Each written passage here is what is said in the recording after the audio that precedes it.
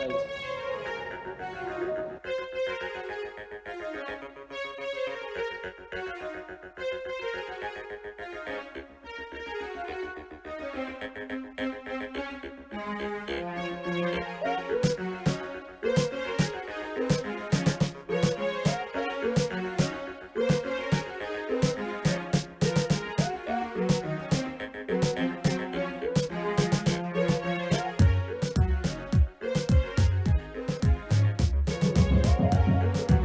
Alala salibonani ihlobo sami ethandeka kuzindana zonke zomhlaba elingabe lesibukele lilalele nanto hlelo ngisakhumbula namhlanje ke sikhona phahla abangalole sensi sihamba ke letsha kudala ke uPatrick ukhona lapha this is so umfundisi sejayiva lezingoma lezi sikhona lapha ke konke siyathunqa ukobulawa Jola uyatheleka lapho uzabe siphambanisa namhla samkhumbula uJoe uyasiphambanisa kakhulu sukumoyo ngumqala seziba namhlanje kunjani suku so ngiyakubingelela ke Chisa mina ngithanda ukuthi ke uhlelo ngiyaluthanda bengicela ukuthi ungangenzela ke itape engizabe ngiyiplay endlini nawo ikhona ku YouTube hamba ku channel yethu ezochisa sibanda ku YouTube like it, follow us, subscribe silandele ngoba ngesikhathi usukumoya uthi ke mina ngivela koBulawayo ngisuke koBulawayo ke ngile 21 years ngisizohlala ngapha ke eSouth Africa lapho hlala khona ke usisi wami sahlala ke la wantinga nomsebenzi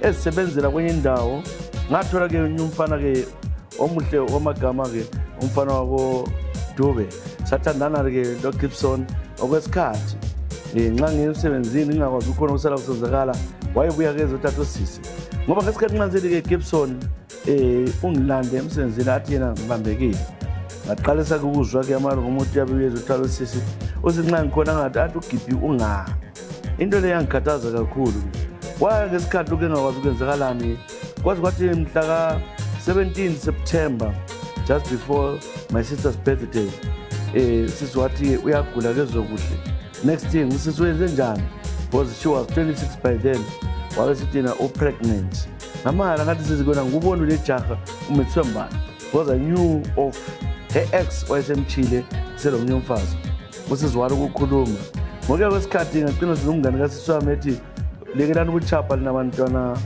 bakamoya ngamalema ikhomba umfana oyi1 ngathi somnye sezithwele ngathi ke ukhuluma ngani ngasendlana ke uGibson ngavale ekhoneni waxolisa usiswami esemithiswe nguye ke uGibson la namhlanje sithumisana nosiswami senomntwana okhulileyo ukhona lapha ke eGoli sizwe ubuhlungu kodwa lo Gibson wahamba wachiya umntwana nokasisi unreminder ke uguluva wami vele khona ngafuna kumbona umntwana ngikhona ngiyaxolisa ke Chisa ngibuhlungu kakhulu ngakwenziwa ngosisi wami ongela ngqondo esenzo zokulema esiyakhomba umntaka mama umntaka baba konke sihlobo ngicela ke unjalo ingoma lana edala umkhizi ingoma ethi Mphelindile ngiyajabulela kakhulu nangu Mphelindile ngidala umkhizi.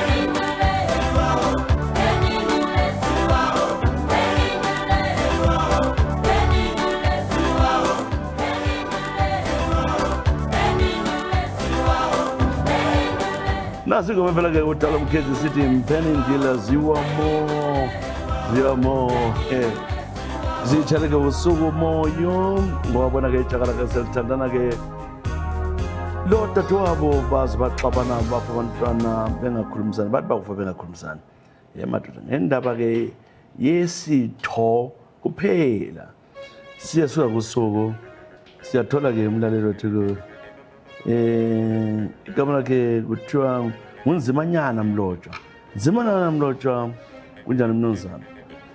Ngiyabonga ngohlelo kethisa kumnyaka ka-2016 kwakumhla ka-12 November 2016 lapha bekilo ntombi yami ihlala lapha ke endaweni othiwa kuse-Crew kuse-UK lapho kwakukuhle ke yonke into sithandana ongakwami silabantwana ababili ngiyesebenza ngiphendule ngibuya ngivela emsebenzini kwahlala ke kunjalo uthando luluhle konjana ngelinye ilanga ke ngiyafika ke endlini wajwayela ukuthi ke nxa emsebenzini athiye ke esekhile wabeka isikhiye kwenye indawo wathola kungela sikhiye laphana abantwana lapha izikolo bahambile kosisi wakhe eLeicester bengekho so ngamanje kwenze njani ngabhoda ngafona ifoni ngizwe ithule liyaringa kodwa idotshwa umuntu ngabhoda ke iwindi ngisenze yonke into ukuthi ke manje uyabenga ngaze ngafonela ke Leicester ukuthi kabuya ngizothatha abantwana bathi hayi kabuyanga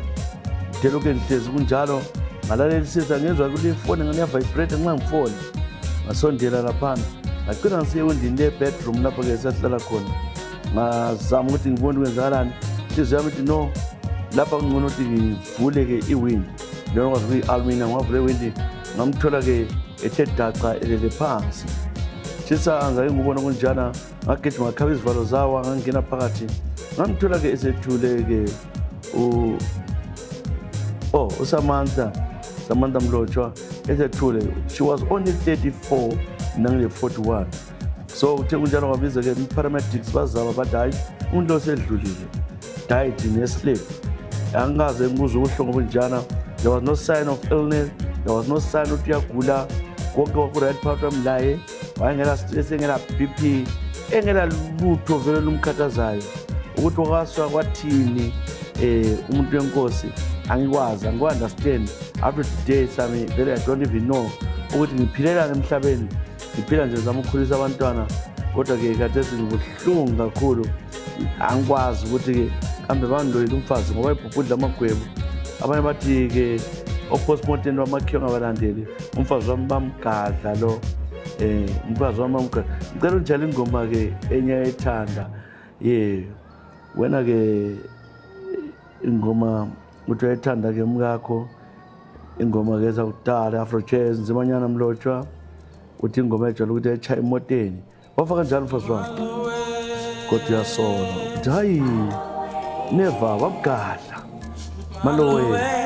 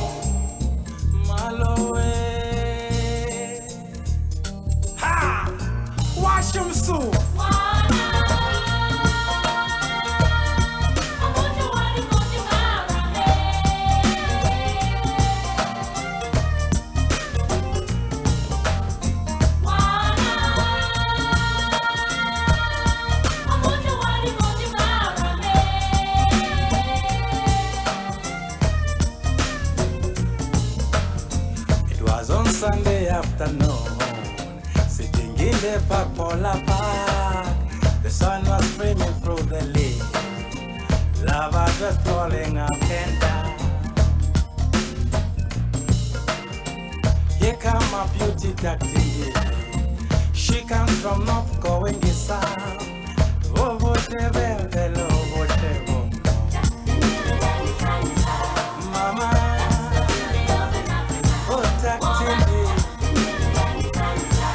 Mama, what's time? What's up? Who would have been? I'll bet who would never want to. Where's time? What's up?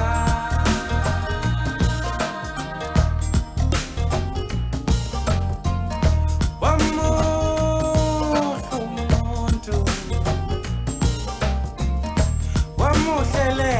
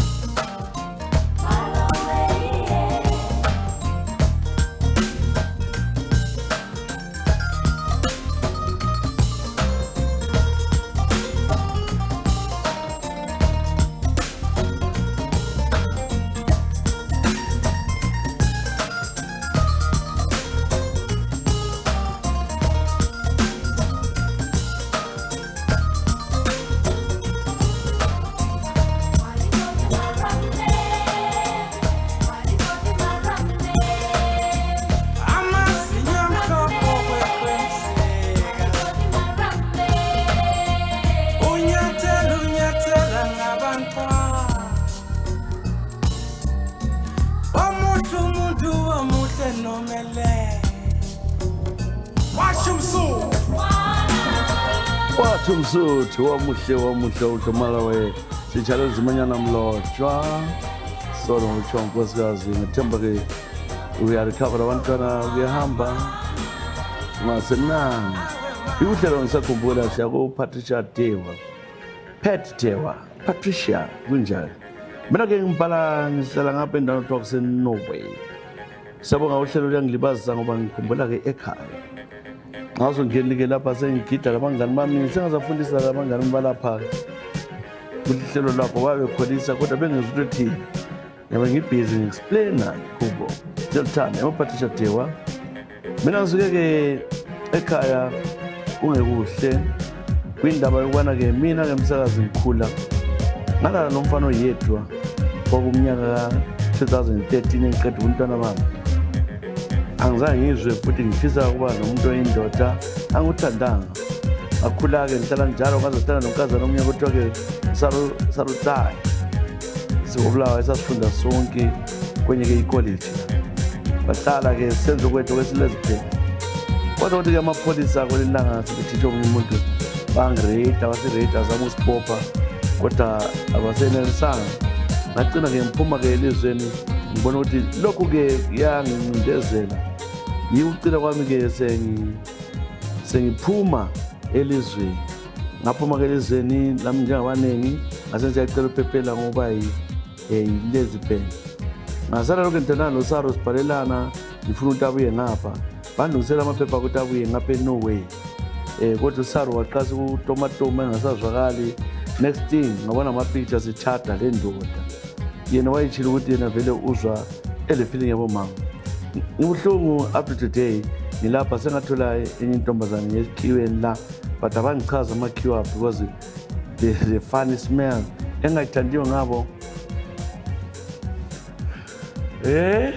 azazi Patricia so uthi ke kodwa kungasenani ngizabalaye ngilaye lapha siseNorway ibizoke libhala lapha whatever le helani whatever lizizwe chawo njalo yimi ke Patricia Tewa umtshele ke Jesus Saro lapha khona ukuthi ke uNkulunkulu uzomthola yayangisa lokwangenza khona mina ngangulela ngothanda cela ke ngitshele izingoma yo ya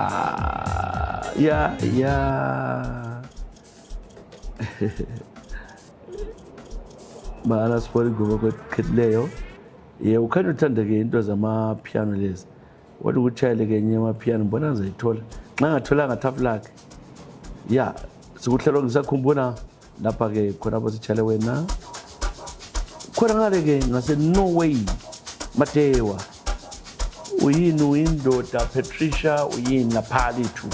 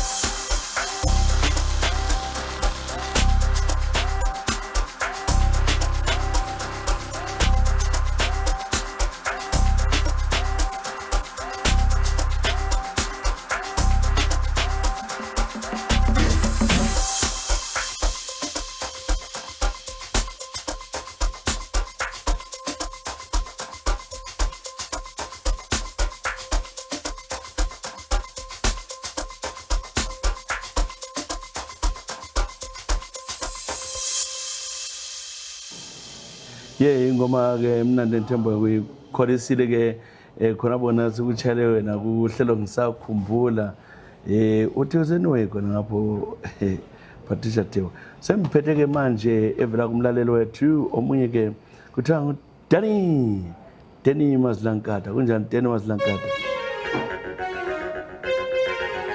Danny Maslankata uthi ngibhala ngise South Africa lapha mina ngihlala eSoweto phakathi kwabaya Dikini kumnandi eSoweto sithwalise nzima idudula kulezi nsuku umnyaka ka2024 ngeke ngafa ngawukhola lapha ke kwangenza ngasuka ke Jones wafika kulama roadblock amaningi lapha bebamba amapholisa ngendlela yasenza ngayo abantu bebisela bese bavalela udizwa izimali athi acala ingcono ke ngiyazilotshela ke eSoweto kodwa umntwana ngihlala la ngihlalisane laye othiwa nguSihle Mbili la bamgola lelo langa bamusa ke elindela next thing into elindela kwathiwa kulamacala wenzayo ekuba ngumarobane babehlontshe emashop ngikhuluma nje wacela imbisele ka ngo2025 lo mntwana ngangumthanda ngoba kwamele ngumshade ngahlala ke mina lapha ngicachile ke eSoweto ngakhontina ngisemsebenzini lama roadblock wakho lana wabona ke Hillbrow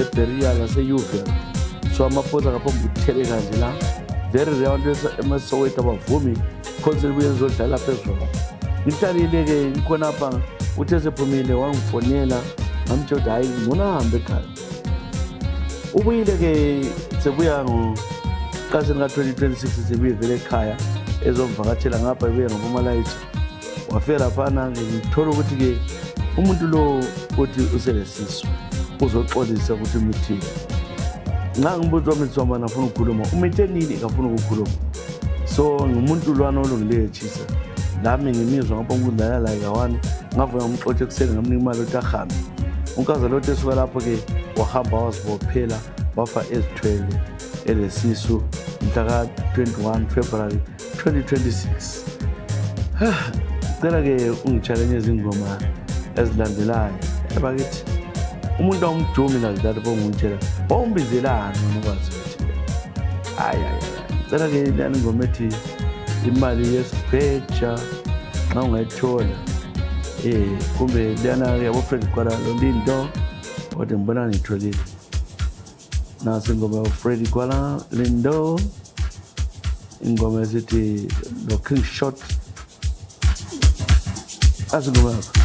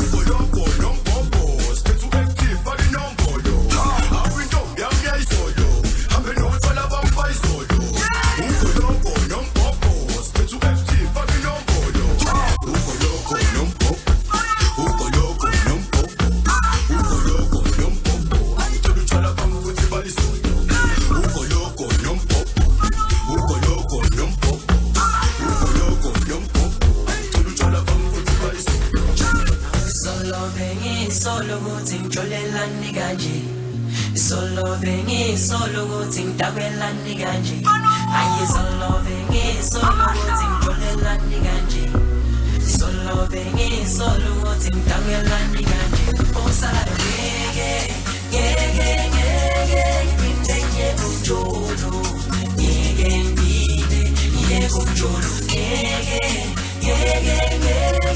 ngithenye ujwala ngeke ngide ujwala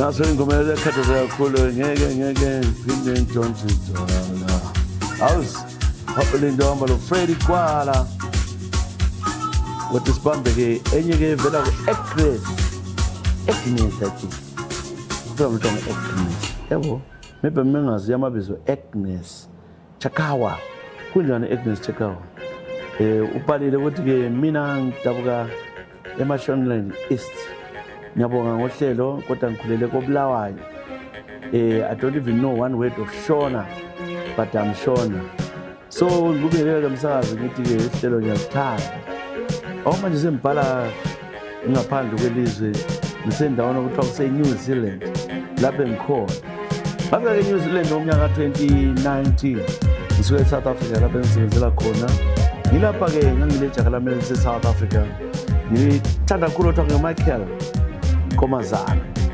uMichael Nkomazana ngamchiya-ke ngasengimlungisela ukuthi kabuye ngapha amaphepha kahlupha ngadiscovered community crime udala ivisa yakhe yala ngavele eSouth Africa uyazama ukuthi silungisise lento kathi-ke uNkulunkulu ngiwalayo lo muntu ngilaye nje ungumuntu wavelele okuyinkazana nemali yami ngamthwezela ngise-New Zealand bathathana so ivisa nje iyala kathi uNkulunkulu uyangibonisa khonokho-ke ifoni engangimnike yona isithuthwa somuntu asikwazi ukuthi-ke iPhone email engiyami so I then went inside ifoni yakhe discovered wayebhalela ngayo nkazana lo emtshela ukuthi ngingahamba sithandwa I'll bring you to New Zealand ungethuki lwana nginyamala umuntu nje osincedisayo ukuthi siye khona ngezwa ubuhlungu ngabona imali zami engicela imali ukuthi ufuna ukuthenga lokhu kade bayinika unkazana ukuthi bayimlobola so-ke respect my God wahle kwaphela konjalo ngathi semfikile kwangamtshela ukuthi kwami lawe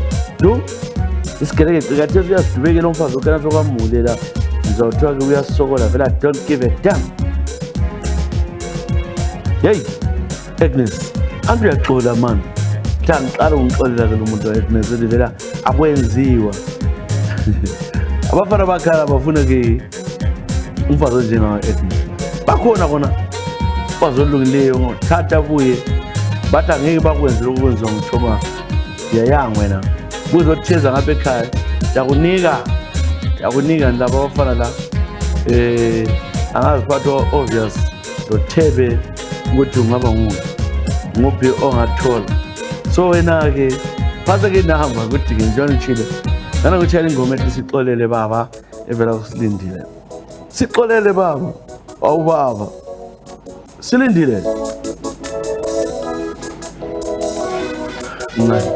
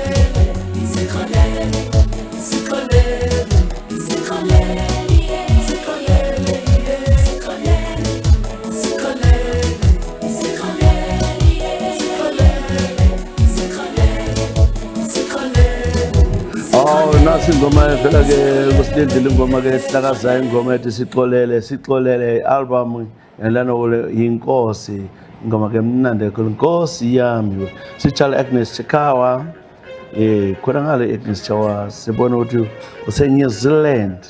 Kuyajabulisa-ke, siyabonga kakhulu. Sevele-ke Thembani Mpofu. Kunjani Thembani Mpofu? uThembani Mpofu uthi umnyaka bekumnyaka ka-2011 lapho engasuka-ke ngafika-ke ekhaya kethi eMzola. Ekhaya-ke eMzola ngisuka edolobheni lapha-ke zivaliwe izikolo sengiqeda form 6.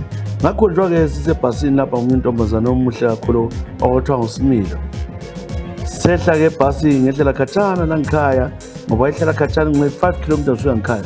Sehle busuku ngo-9 sahamba laphana kumnyama chu ngitotoba la sithi uya ngakibo. Wathe uzafika enzeke iplani mayifika khona ngoba kwangayenza ukuthi ngimchiye. Ungakhohlwa-ke bese ngela phone lapho thisa ngela cellphone la engela lutho. Ngathi ngamkhutha lo muntu-ke kuzawonakala. Ngazama-ke egangeni wathi no sizofika ngikhaya ngibone plan ngoba ugogo ukhona so kulula abazali bakhe basedrobheni. So ngabona ugogo selele uzangingenisa.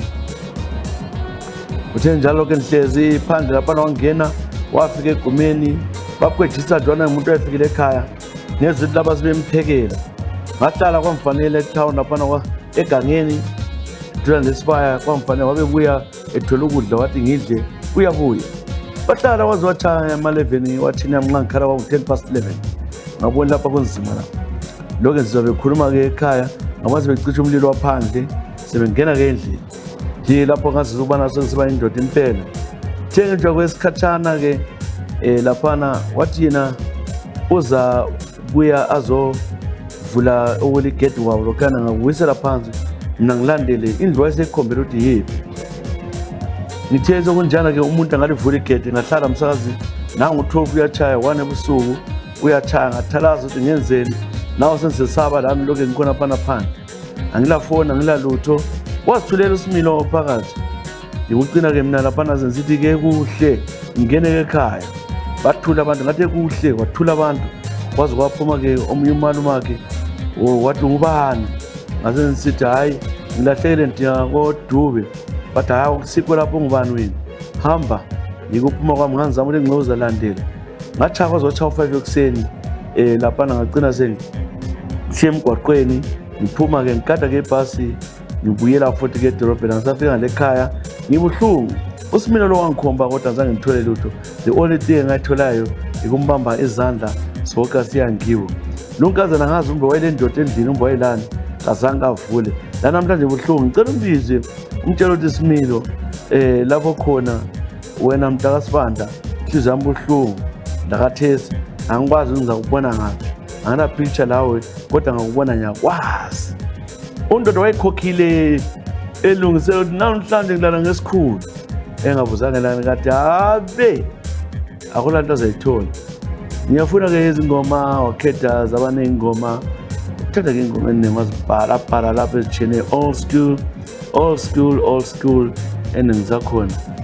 Wasucela-ke sibona-ke uceleke le ithini le icele. Yo. Nasi ingoma ethi nanguMandela baba yichimora esiyitshala wena. Similo-ke ngiyakubona mfowethu kubuhlungu ukuthi ukhokhe. Uthi namhla sengena emidlalweni-ke igame ithi over. Suka wena.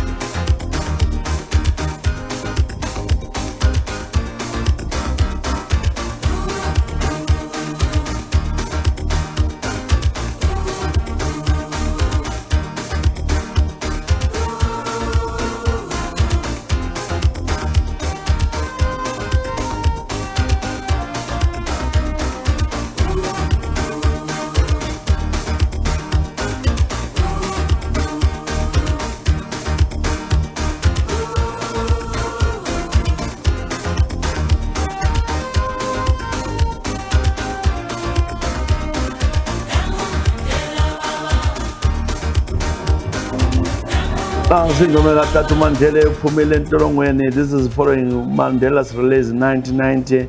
This song was sang in 1993. Chimora said Nangu Mandela Baba, produced by Solo Chico Twala. Yeah, uzwile lapha sichake uhlelo ngisakhumbula besichalo Thembani Mpofu. Thembani Mpofu owazamayo bomba phansi. Yeah, bomba phansi ekhokhile baba ukuthi namhle ngiyathola. Uthi amadoda nakulande uhlongena le. Ngoba ke uthakhuthwa esevele la ithoka kabuye ephumula ethembile wafika khona liphumule ukuthi namhle ngiyathola unkazana wathi siswa ukuthi uhambele emaswini.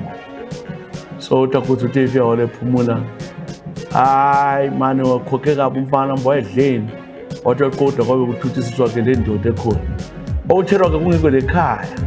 Yabona into khona umfana ke ubuyele ebusuku ngawo 12 sisiya khona bahlala khona.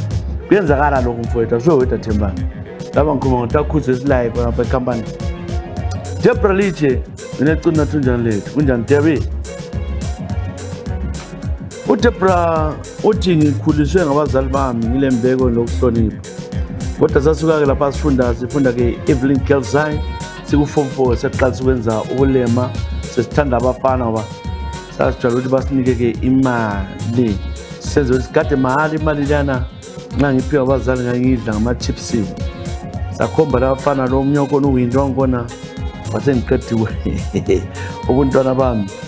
I think kwenzakalayo ukuthi uqede umntwana wami ngasuka ngasenziwa ngandilema ekugcineni ngigcine sensiyakhomba ke e-church umfundisi wayejwayele ukusigcina thina ama-youth esichumayela wagcina sesithandana lami wayengubaba wama-36 mina by then I was 17 18 years. So umfundisi lo ke ngangitshela ukuthi ngisale ke church sibuye silale khona phana ke emabhedini e-church sometimes e-ofisini ye-church ngilala la kwaphana ngaqeda athi ngihamba asithi uyangikhulekela ngihamba lo mfundisi nguzibani mani ngahlala la njalo kodwa wayelo mfazi wayesithi mntanami kimi lami ngithi mame ngihlalile kunjalo ngoba kwathi wayengenza ngingathanda abafana abancane ngacaze ngikhomba omunye ubaba njalo wayezwana lo malume ubaba lo umuntu omdala la sathandana kodwa mansika ngazithwala angikwazi ukuthi phakathi kwamfundisi qenqenqe lo mngani kamalume ngoba noyimithisi bonke babafazi njalo bebadala banchake ngikhaya umama wathi ngikhuluma ukuthi isizo ngisimithiswe mbani mina ngabona kunzima baleka ngicatsha umama ngichayiwe andiphenduke ngagcina ngibona umfana weduzane lelayinini ekhoneni umfana othiwa nguMandla sasiphosa ulingana wayoke ngitshela ukuthi umfazi ngangimala lo Mandla uthe ndidonsa kwelilanga ke ntambama ngo-6 ngangena endlini yakhe ngalala laye bahlala ke iviki umama sembuyele nkawantsha mama ngathi sizo ngimithiswe nguMandla ngoba ngamprotect abadala abangeleni hloni njalo ukuthi bathi ngikhombe abantu abadala. uMandla wakhona waphika isisu bahamba umama awubhuti bami bamchaya uMandla besithi ngiyomithisileyo. uMandla ngandlalela yika-1 ngayala ngathi ngiyomithisileyo Mandla ngaxotshelwa ngoMandla abangoMandla bandithethile bengangifuni bathi asake sikubone uthandana noMandla wena lelilaka sikhathi bani ngahlala ngoMandla after 3 months ngabuyela ngikhaya agcina sembelethile umntwana waphume bobukepo okwemfundisi lwana we-church kodwa ke uMandla yena emnyama ngathula zwi ngokuya kwesikhathi umfundisi badiscover ukuthi ngandlala naye wabaleka waya eGoli.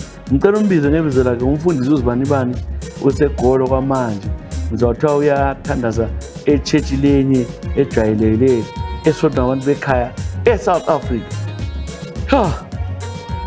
Uthi church ngathi ngaphuma mina olothandela iphathe ngithi ngicela ke unitshele ke ingoma ze-Splash.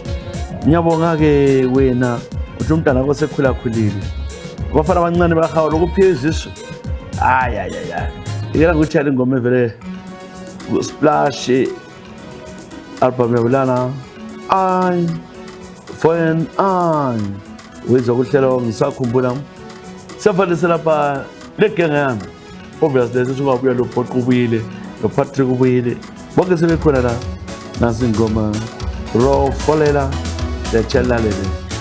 Till next time, good people. Bye bye.